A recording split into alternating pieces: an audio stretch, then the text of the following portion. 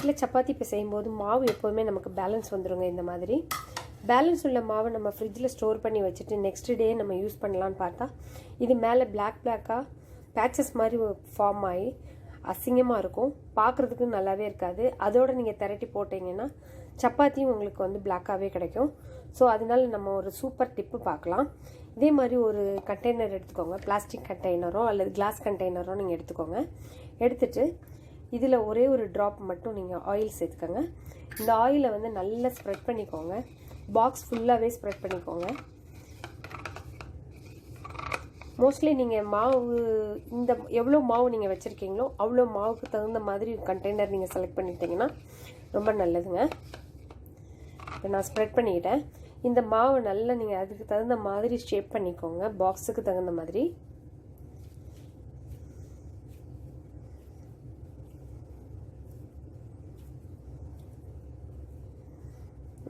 Shape பண்ணிட்டேன்.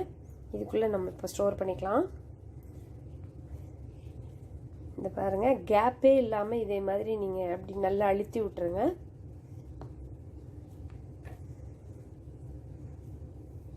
இப்போ மறுபடியும் ஒரு ட்ராப் ஆயில் சேர்த்துக்கோங்க. இதை நல்லா இந்த மாதிரி ஸ்ப்ரெட் பண்ணி விட்டுக்கோங்க இந்த ஆயிலை.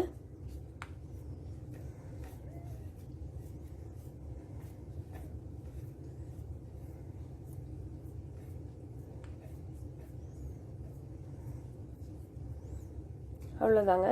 இதை நம்ம க்ளோஸ் பண்ணிடலாம். க்ளோஸ் பண்ணி வச்சுட்டு ஃப்ரிட்ஜில் நான் வச்சிடுறேன். நெக்ஸ்ட் டே மார்னிங் நான் எடுத்து காட்டுறேன் எப்படி இருக்குன்னு. நேற்றுக்கு நைட்டு நம்ம இந்த கண்டெய்னரில் சப்பாத்தி மாவு ஃப்ரிட்ஜில் எடுத்து நம்ம ஸ்டோர் பண்ணி வச்சுருந்தோம். இப்போ நான் காலையில் எடுத்துட்டேன். இப்போ சப்பாத்தி போட போகிறேன். ஸோ இது எப்படி இருக்குன்னு பார்க்கலாம். இப்போ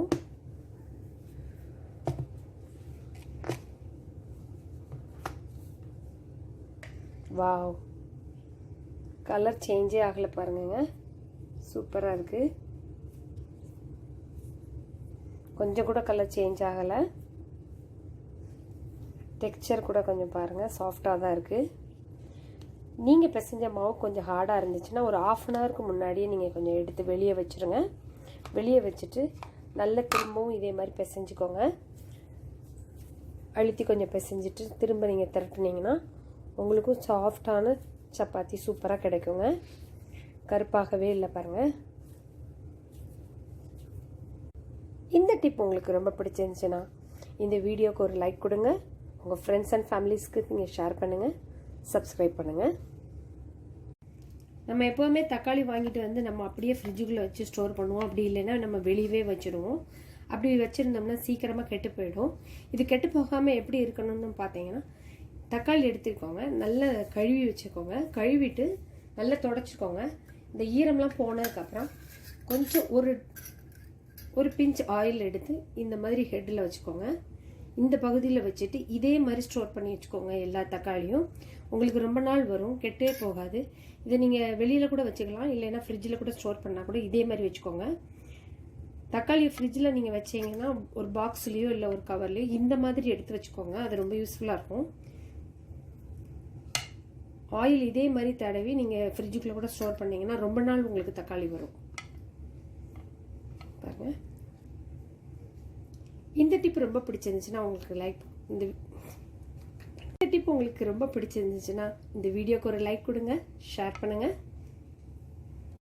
நெக்ஸ்ட் டிப்பு நம்ம பார்க்க போகிறது ரொம்ப யூஸ்ஃபுல்லாக இருக்குங்க. நம்மளோட டெய்லி ரொட்டீன் லைஃபுக்கு நம்ம எப்போதுமே பூண்டு யூஸ் பண்ணுவோம். இந்த பூண்டை வந்து நம்ம வாங்கிட்டு அப்படியே நம்ம அப்படியே வச்சிட்டோம்னா ஸ்டோர் பண்ணி வச்சோம்னா இது உள்ளே வந்து பார்த்தீங்கன்னா காஞ்ச மாதிரி கெட்டு போன மாதிரி ஆகிடும். அதெல்லாம் நம்ம அவாய்ட் பண்ணுறதுக்கு என்ன செய்யலாம்னா பூண்டு வாங்கிட்டு வந்த அன்னைக்கே இந்த மாதிரி வச்சுக்காம இந்த மாதிரி பிரித்து வச்சுருங்க. முடிஞ்சால் தனித்தனியாக கூட எடுத்து வச்சுருங்க. அப்படி இல்லைன்னா இந்த மாதிரி ஆஃபாக கூட பிரித்து வச்சுருங்க. இது வந்து உங்களுக்கு யூஸ்ஃபுல்லாக இருக்கும். இப்படி இருந்ததுன்னா உங்களுக்கு ரொம்ப நாளைக்கு பூண்டு வருங்க. பாருங்கள், இந்த மாதிரி எடுத்து வச்சுட்டிங்கன்னா ரொம்ப நாளைக்கு உங்களுக்கு பூண்டு வரும், கெட்டு போகாமல் இருக்கும். இது ஒரு நல்ல டிப்பு.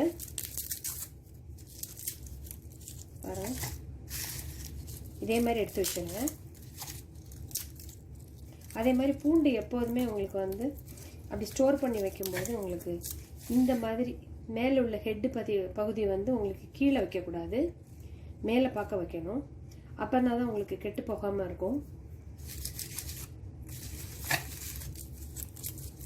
நான் எல்லாத்தையுமே இதே மாதிரி தான் எப்போதுமே ஸ்டோர் பண்ணி வச்சுப்பேங்க. நீங்களும் இதே மாதிரி செஞ்சீங்கன்னா உங்களுக்கும் பூண்டு ரொம்ப நாள் வரும், கெட்டு போகாமல் கிடைக்கும். இந்த டிப் உங்களுக்கு ரொம்ப பிடிச்சிருந்துச்சுன்னா லைக் பண்ணுங்கள். இந்த வீடியோக்கு ஒரு லைக் பண்ணுங்கள், ஷேர் பண்ணுங்கள்.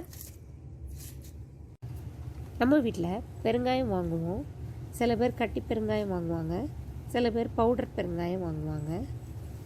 பவுடர் பெருங்காயத்தில் ப்ரிசர்வேட்டிவ்ஸ் ஆட் பண்ணுறாங்க. அதை சாப்பிட்றதுனால நமக்கு உடம்புக்கு கெடுதல் தான். சில பேருக்கு வயிற்று உபாதை கூட வர்றதுக்கு சான்சஸ் இருக்குது. இதனால் மேக்ஸிமம் நீங்கள் பவுடர் பெருங்காயத்தை அவாய்ட் பண்ணிக்கிறது நல்லது. அதுக்கு பதில் கட்டி பெருங்காயத்தில் வந்து உங்களுக்கு நேச்சுரலாக தான் இருக்குது எல்லாமே. அதை சாப்பிட்றதுனால வயிற்று பிரச்சனை எதுவுமே வராது.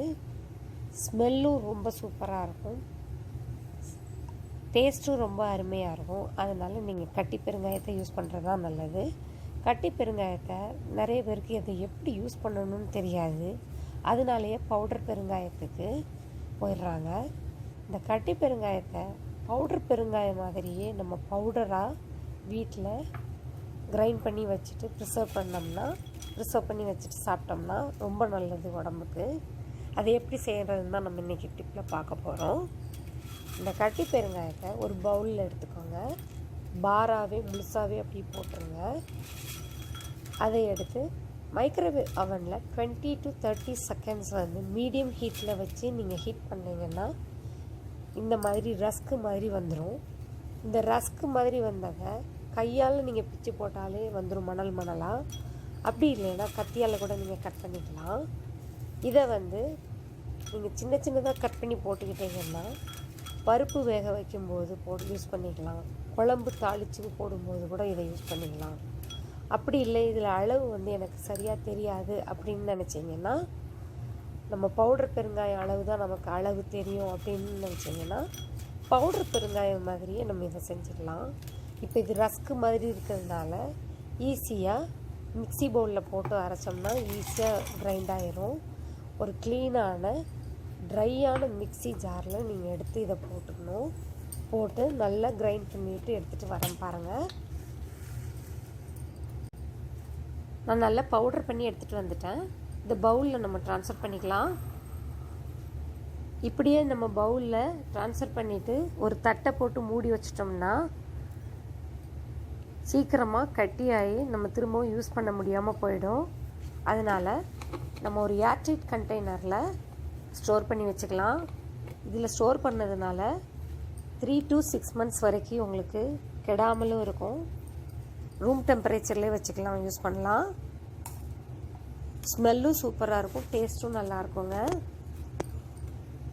இன்றைக்கி நான் சொன்ன 4 டிப்ஸுமே உங்களுக்கு ரொம்ப பிடிச்சிருக்கும்னு நினைக்கிறேன். பிடிச்சிருந்துச்சுன்னா இந்த வீடியோக்கு ஒரு லைக் கொடுங்க. உங்கள் ஃப்ரெண்ட்ஸ் அண்ட் ஃபேமிலிஸ்க்கு ஷேர் பண்ணுங்கள். ஷேர் பண்ணி சப்ஸ்கிரைப் பண்ணுங்கள். சப்ஸ்கிரைப் பண்ணிவிட்டு பக்கத்தில் இருக்க பெல் பட்டன் கிளிக் பண்ணிக்கோங்க. அதில் ஆல்ங்கிற ஆப்ஷனை நீங்கள் கிளிக் பண்ணிட்டீங்கன்னா எங்களோட வீடியோஸ் எல்லாமே உங்களுக்கு நோட்டிஃபிகேஷனாக வரும். வேறு ஒரு இன்ட்ரெஸ்டிங்கான வீடியோவில் நான் உங்களை சந்திக்கிறேன். Until then, bye from Saro Kitchen.